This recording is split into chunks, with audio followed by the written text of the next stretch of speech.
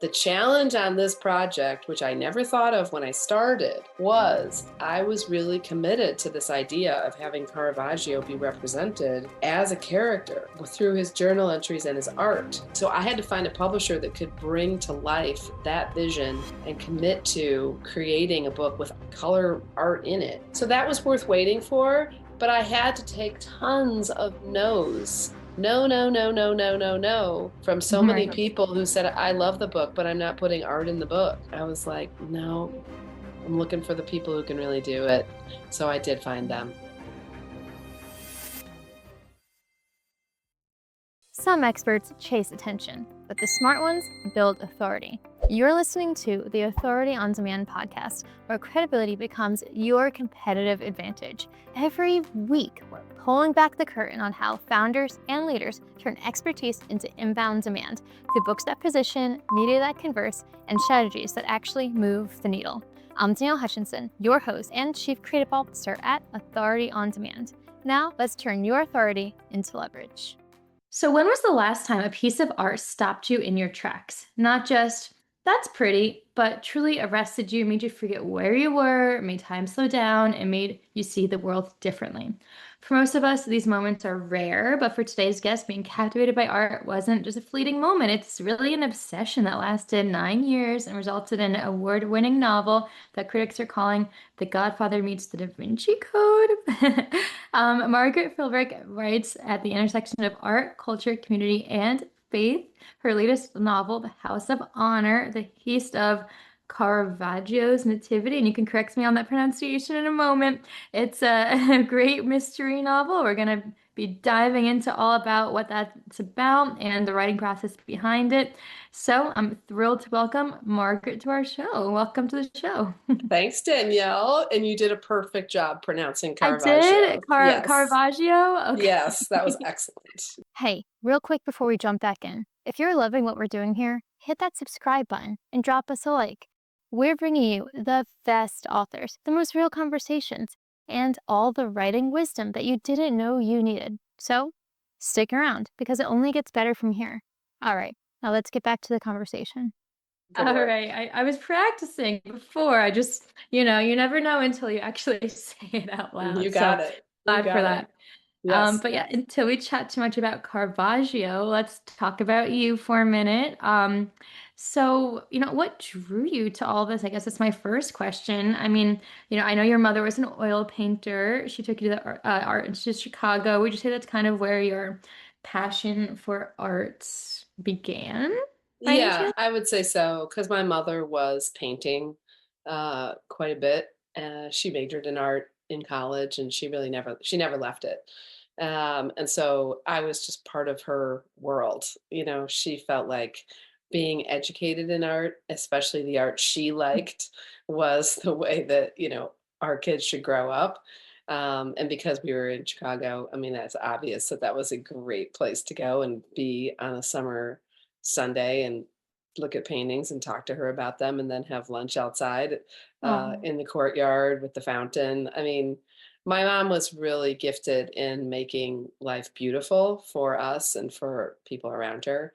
And part of that was her passion for creating art and having us understand it. So, yeah, I definitely think that began with her. But she loved the Impressionists, and I did so. And the Art Institute has a vast Impressionist collection, but there is not a Caravaggio in the whole museum. So I did not know about him until I was much older. I mean, I knew about him because he's shown up in movies. His art has. He was really big in the Tom Ripley Netflix series that came out a couple springs ago. So he keeps showing up, but I wasn't educated about his life until I went, like you said, and was in Rome. And I was sitting there looking at three of his paintings in one tiny little chapel. And they truly did stop me just dead in my tracks. I just couldn't believe that someone could paint people in such a lifelike way, but also using these elements of abstraction and nature in the work that made it come alive almost viscerally. And that was so unique because that's not the art that my mother was painting, and it's not the art that I grew up with. So, yeah, it really stopped me. And of course, then that leads to a question, which is, who is this? Who is this Mhm. person, and why did they paint all these three giant paintings that happen to be in this one location? And I'm standing here for free looking at them, not even paying a thing to see them. Right. And so that led me on the journey to try and find out a little more about his life. And it was only going to be a little bit. I just wanted to get a little bit of knowledge, but one question led to another. So I just kept going.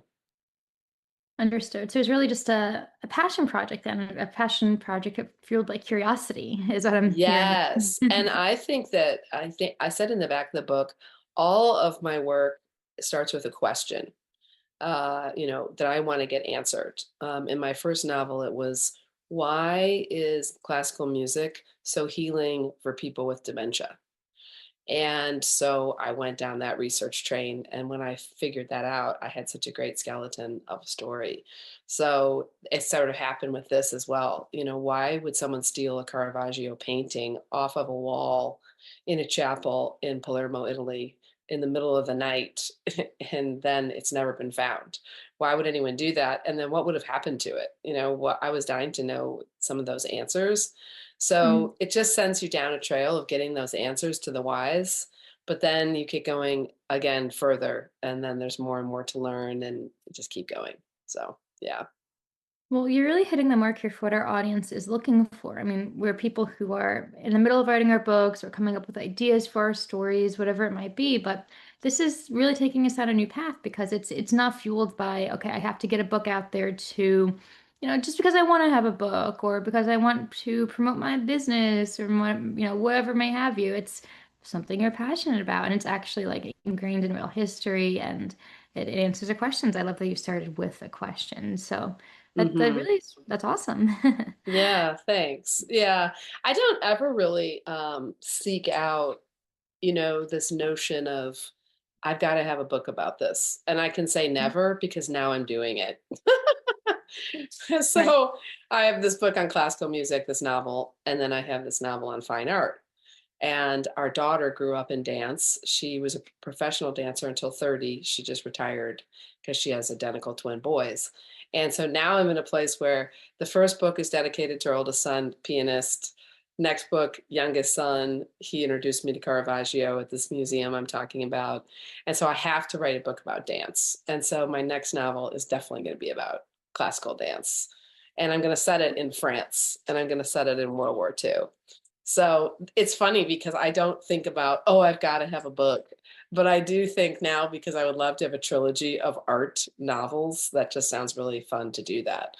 So I'm kind of on a bit of I'm just starting the research on that book. So it's fun.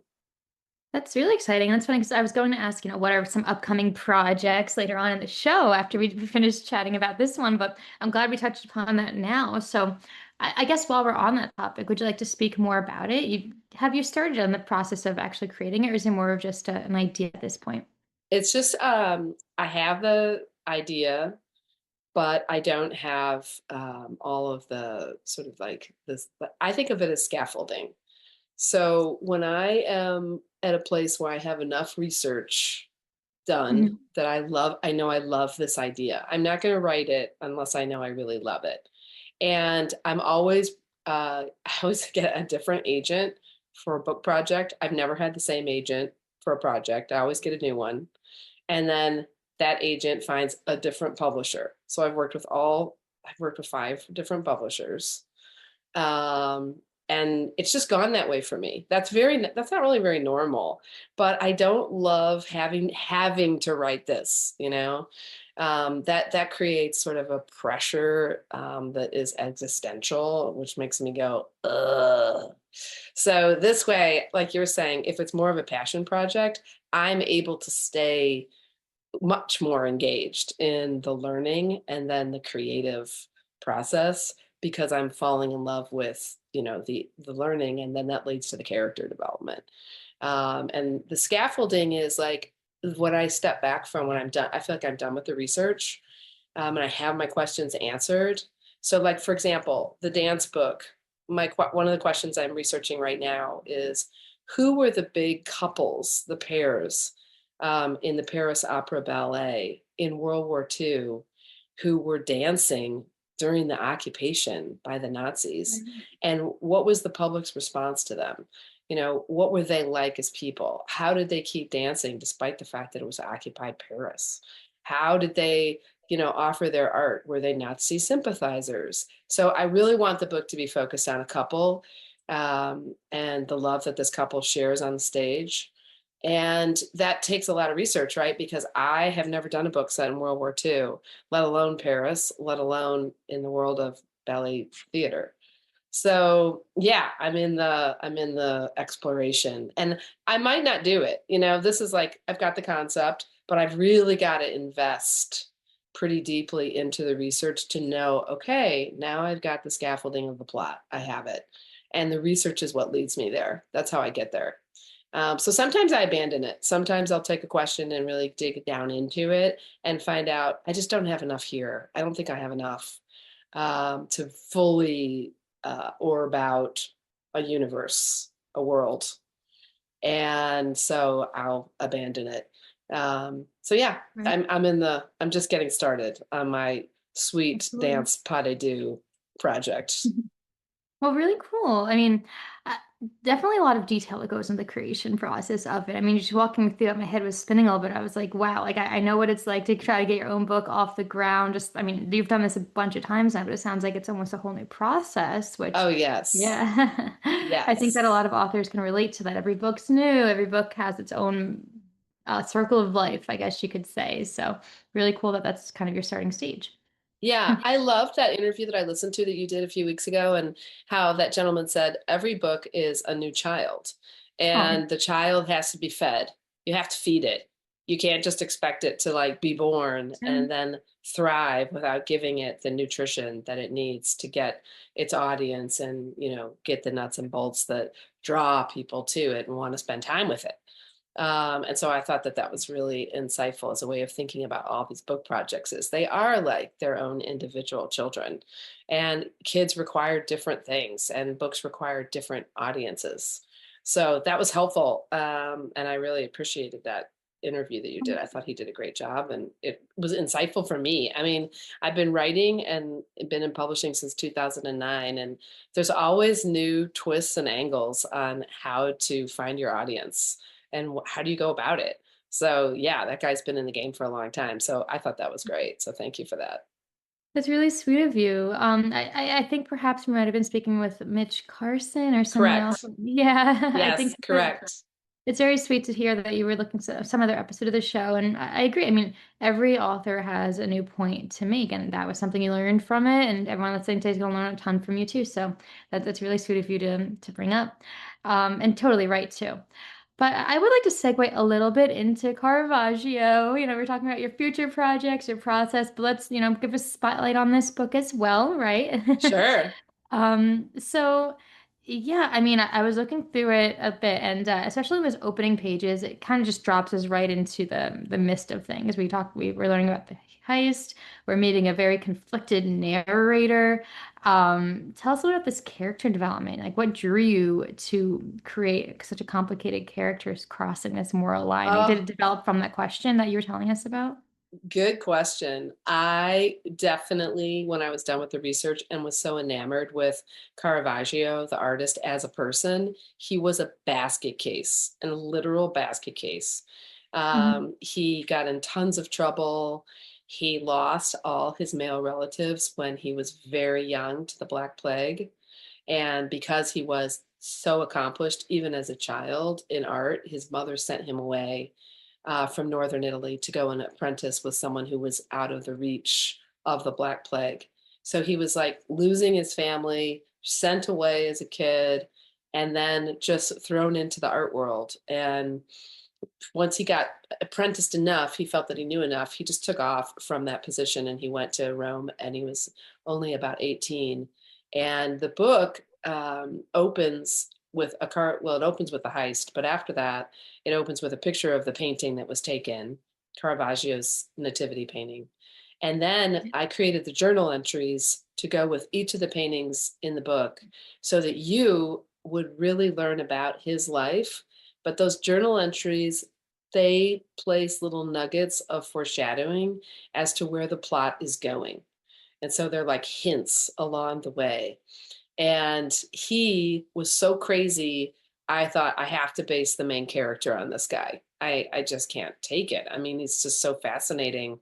Right. And so Orazio Bordoni does the same thing. He leaves his family in the second chapter because his uncle has died in an accident on a work site. Their family's very Right. wealthy, and they're like stone cutters. They dig out quarries to create the stone and cut the highways that made actually Italy be able to cut through the Alps. And so the whole expectation on Orazio is he's going to join the family business and run it. And he is not going to do that. He is quite a rebel. He's crazy about art. And he's like, I'm not doing it. I'm going to Rome to make my fortune and seek after my artistic dream, which is really what Caravaggio did. So those two lines, they're like train tracks in the book. You have Orazio's story, but it really is also Caravaggio's story. And so because I created the journal entries, you learn about his actual life and his art, because there's 18 of his paintings in the book. But then you also realize over time, wow, this guy Orazio, he's an awful lot like Caravaggio, like I'm reading about in these journal entries. And it was irresistible. Caravaggio was just I would describe him as just a person loaded with swagger. I feel like today he would be a rapper if he were living in our day, and probably be painting his paintings while he was doing rap. And you get to see it Okay. live on TikTok. I think he would just be doing that. And so he was someone who I felt like was just, he had to be nurtured along as a modern day character. And so, yeah, he was my inspiration for the main character. And then I created his family around him. His older brother, Vincenzo, is a priest in the Vatican, and he is the good boy. He's the good priest. He kind of cuts against the grain of all the bad things that have happened in the Catholic Church and gives everyone who's read this, who's Catholic, hope that there are actually good priests out there. Vincenzo is a really great guy, and he's a great brother to Orazio's waywardness. And then the younger brother, Antonio, is like a kid. He's like a kid who's playing soccer. He doesn't have a huge role in the story. And then the mom and dad do, because as Orazio takes off and leaves the family, his parents write letters to him, trying to reach out to him and trying to entice him to come back home again. And so those letters are also in the book. So it's kind of this amalgamation of the plot line of Orazio Bordoni and what he's doing in art and how he gets embroiled with a mafia family, Caravaggio, his art and his journal entries, and then the perspective of the mom and dad in their deep sorrow about losing their son and feeling like he's never going to come back home again. So those are sort of the threads. Understood. I love like how you not only immerse yourself with like the characters in the book, but that they're based on real people too, and you kind of just like imagining them as these like the rapper and all of that. It really just brings them to life when they're not just people on a page for you, but like they're real people in your eyes. So that means they're, even closer to the readers himself. Like when you're Mm-hmm. actually engaged with the character. I think that's something we could all learn from. They're Mm-hmm. real in our own eyes. They're not just imaginary or historical. They're right in front of us. Yeah, that's true. And the journal entries really do that. I mean, it was fun Yeah. when I was doing the book. The editor said to me, she was great. Her name was Allison Wells, and she said, I think you need to be footnoting at the bottom of these journal entries the material that this came from. And I was like, Allison, this is all made up. I mean, I just read a ton of stuff about this guy, and then I just made up these journal entries based on his life. But this is not like he wrote this down. And she's like, oh, she said, well, they come across as like they're so real. I thought he actually wrote these. So that was kind of fun for me. I was like, no, no, he didn't write anything down. He didn't even draw. That's a fascinating thing about him as an artist. Most artists, as you would know, of course, everyone does that. They would do a lot of sketching. Da Vinci, sketching. Van Gogh, sketching. I mean, everybody does sketching just to get a Right. sense of how they're going to lay everything out on a canvas. He did not do that. He didn't draw anything. He was so unbelievably talented that he could just stand in front of a giant canvas and take what we would say is like an X-Acto knife. And then he would just incise lines on the canvases, just where he wanted to put the people, where he was going to place things, the elements. No detail at all, no Right. drawing to get a sense of it.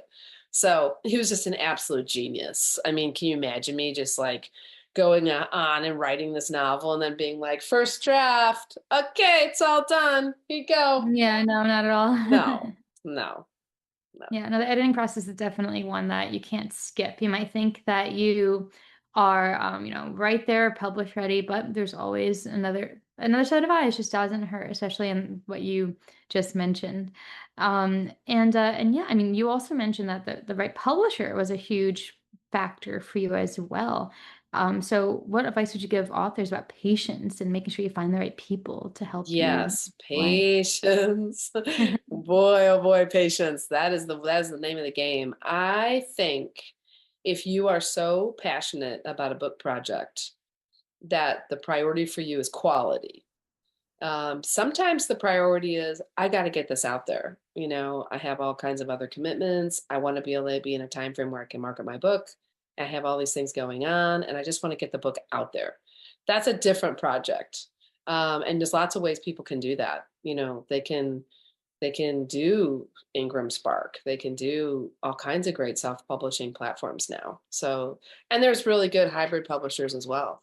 But the challenge on this project, which I never thought of when I started, was I was really committed to this idea of having Caravaggio be represented as a character through his journal entries and his art. So I had to find a publisher that could bring to life that vision and commit to creating a book with color art in it. And so they did something amazing. They took my little handwritten, Word file, and they created journal entries that look like they're on parchment, and they look really old. The font is really old, it's really pretty. And then they put the art in color in the book, and the book was created on really glossy pages because the art on gloss looks way more clear. And then they put the journal entries next to it. So a self-publishing world is never going to do this. That's not happening. It's just not. Plus, permissions have to be secured to be able to use Caravaggio's art, and you have to have somebody who knows how to do that. So I was willing to wait for the vision of the book to come alive. But I do see why everybody has different priorities and everybody has different visions for their work. Because this is Caravaggio and he's world famous for 450 years, this book cannot look like schlock. It has to look like very, very high quality. And it has to feel like high quality. And this book actually feels like a magazine, which I love. It's really heavy paper. It's really beautiful and glossy. I think it's amazing how it came out. So that was worth waiting for, but I had to take tons of no's. No, no, no, no, no, no, no, from so many Right. people who said, I love the book, but I'm not putting art in the book. It's expensive, and I don't really think it's that important. We can do the journal entries, but, ixnay on the art. And I just kept going. I was like, no, I'm looking for the people who can really do it. So I did find them. It was worth it. Understood. Yeah, absolutely. You can't just expect that the first person is going to be right for the job. You have to filter out and see not only who has the best credentials, but who understands your vision, who understands you, and that's how you get the best success with your book overall, and a happy process too. Yes, Yeah. correct. Yeah. Yes. So I love that we've gone through a bunch of this. We chatted about multiple books of yours. You have a ton more out there, I know. And we also learned a ton as well. If people are inspired by what you've said today and they want to check out your upcoming release as well, where's the best place for people to head and get connected? My website has everything on it. So it's got a lot of different, on the toolbar, different tabs for different kinds of writing that I do, and even by category. And then it gives like the latest news. It links up my Instagram, which I have two Instagrams. One is for my poetry and photography, which is at Seasoned Poetess. So I'll take a photo and write a poem about it if it inspires me to do that, which is a Right. really nice, lighthearted way to keep writing and keep writing going when you're working on a big, big project. It just keeps things churning and cranking out without having to be just in the depths on all the time on these big projects. And my other Instagram, Margaret Philbrick, is just my book, kind of like book news. And then today I was excited. I people have been on me for a while to start a Substack, and I have been putting it off, and I started it today. And so that is fun. And Okay. it's, yeah, I'm excited. And it's, Congratulations. thank you. That was exciting. It was like, okay, I'm doing it. And that is under the header, which is kind of funny. It's petals, pages, and pitter patter. I like that. And I like that's the fun. alliteration. Yeah, well, and because I love gardening, I'm a big gardener, so that's the petals. Pages, of course, is writing pages and reading pages, so it'll be books and writing.